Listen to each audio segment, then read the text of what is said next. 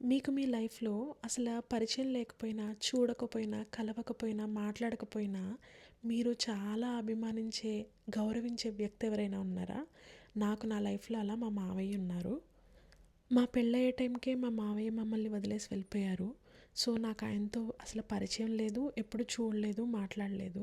కానీ నాకు ఆయన మీద ఎందుకంత అభిమానం అంటే అదంతా మా ఆయన వల్లే అని నేను అనుకుంటాను. మా ఆయన వాళ్ళ నాన్నగారి గురించి ఏదన్నా విషయం చెప్పినా, ఏమన్నా మెమరీస్ షేర్ చేసుకున్నా, నాకెందుకో చాలా సన్నిహితంగా అనిపిస్తది. అందుకేనేమో నాకాయనంటే చాలా అభిమానం. ఆయన ఉండుంటే లైఫ్ ఇంకా బావుండేది. ఇంకా లైవ్లీగా ఉండేదేమో అని అనిపిస్తది. మా మావయ్య మమ్మల్ని వదిలేసి వెళ్ళిపోయి ఇప్పటికి దగ్గర దగ్గర 8 ఇయర్స్ అవుతుంది. కానీ నేను ఇప్పటికీ ఊరు వెళ్తే మా చుట్టుపక్కల వాళ్ళు కానీ, షాప్‌లో వాళ్ళు కానీ ఆయన గురించి ఎంత గొప్పగా చెప్తారో, ఎంత మాట్లాడతారో. నేను వెళ్ళినప్పుడు ఉమాశంకర్ వాళ్ళ కోడలు అని అంటూ ఉంటారు. అలా అన్నప్పుడల్లా నాకు చాలా అనిపిస్తది. ఈరోజు మా మావయ్య బర్త్‌డే. నాకు ఆయన కోసం ఆయనకి నచ్చినవన్నీ చేసి పెట్టాలని అనిపించింది.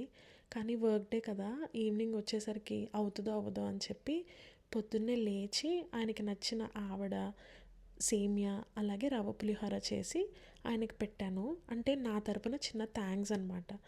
అంటే వాళ్ళ అబ్బాయిని అంత మంచి వాల్యూస్‌తో, మంచి సంస్కారంతో పెంచారు కదా! అందుకననమాట.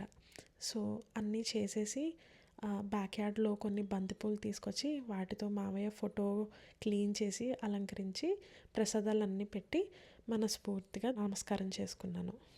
మా ఆయన వాళ్ళ నాన్న గురించి చాలా షేర్ చేసుకుంటారు కానీ, నేనెప్పుడూ మా మావయ్య మీద నాకున్న ప్రేమ, అభిమానాన్ని ఆయనతో ఎప్పుడూ షేర్ చేసుకోలేదు. ఎందుకో తెలీదు. ఎప్పుడూ అవకాశం రాలేదు. హ్యాపీ బర్త్‌డే మావయ్య. We miss you so much. Thank you ఇంత మంచి ఫ్యామిలీని, ఇంత మంచి హస్బెండ్‌ని నాకిచ్చినందుకు.